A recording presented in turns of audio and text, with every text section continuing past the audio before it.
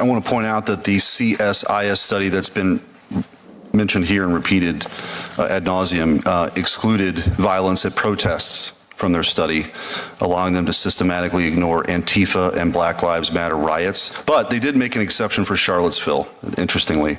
Even using their flawed methodology, CSIS recently reported that left-wing violence in 2025 outpaces right-wing violence. Imagine how much bigger that disparity would be if they actually weren't cooking the books. So without objection, I move to enter into the record an article by Tim Carney explaining CIS's biased methodology. Without objection, will be entered into the record. We'll start with questionings. Mr. Knowles, I want to start with you. You're not going to have any bigger proponent of free speech than me, given especially what I did in my last job and this one. I believe in it wholeheartedly. I think it's the First Amendment is the beating heart of our Constitution. But what we're really talking about here is conduct, of course, violent conduct. And you've talked about you can't really have this competition in the marketplace if the marketplace is being destroyed and shot up in many instances. How do we get at this problem? What's the road forward in your view? We might be able to find a little bipartisan agreement if we acknowledge something that both parties at different times have acknowledged, which is that marketplaces of ideas or any other kind of marketplace only function when there are rules and when we abide by those rules. You can't have a marketplace if bandits keep shooting up the marketplace. And this is why it's so important to identify where the threats to the marketplace have really been coming from.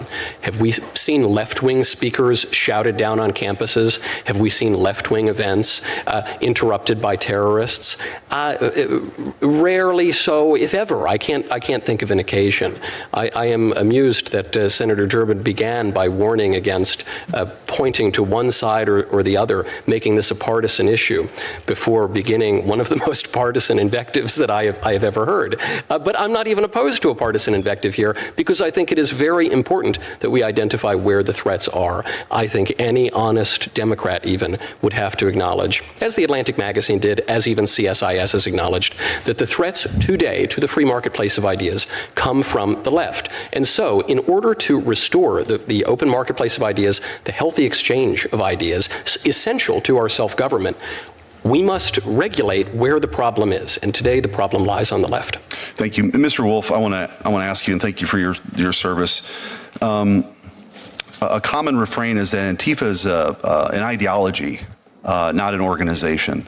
Could you talk about, in your experience, how that is complete and utter nonsense, that this is actually a pretty well-coordinated organization with safe houses and money that's laundered internationally, quite frankly, not just domestically?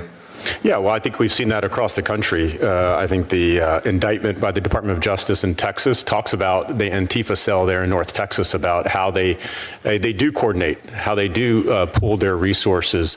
I saw it firsthand in Portland, although it was very difficult to prove at the time. Those types of anarchists and others there being well organized, being well funded, being resupplied daily, not that they were doing that themselves, but that they had help.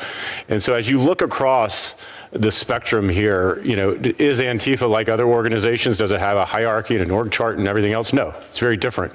But that doesn't make it any less dangerous. That doesn't say, and that shouldn't mean from a law enforcement perspective, well, let's not actually investigate. Let's not actually start to look at who these individuals are, how they're organized, how they're funded, how they're financed.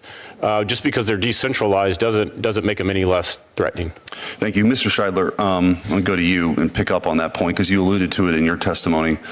Understanding what Antifa is and its connections and organization, what are some suggestions you might have of how we could get at this problem of this radical organization hell-bent on destroying America? I mean, this is their stated mission. How do we get about that? Well, I'm a firm supporter of the president's recommendation to target Antifa as a foreign terrorist organization. There are a number of Antifa organizations that operate across Western Europe and Latin America, which would be justified, we would be justified in designating as a foreign terrorist organization. There are also a number of networks which provide material support, including the one that I mentioned in my testimony, and that is a very common method in which Antifa receives support. Much like, for example, Islamic State or Al-Qaeda, where they host media outlets like Dabiq and Inspire, which will give you both ideological instructions as to how to become Antifa, what you need to believe and how you need to believe it. They also provide instructions on what you should do if you wish to be Antifa, including how you should organize, how you can avoid arrest, what encrypted apps to use, what websites to use. They also provide instructions on how to destroy critical infrastructure, including 5G wireless communications, and how to derail trains.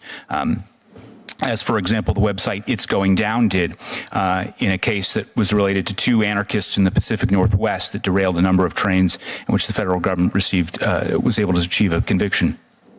So these networks can be targeted for engaging in material support for terrorism. We are not talking about speech.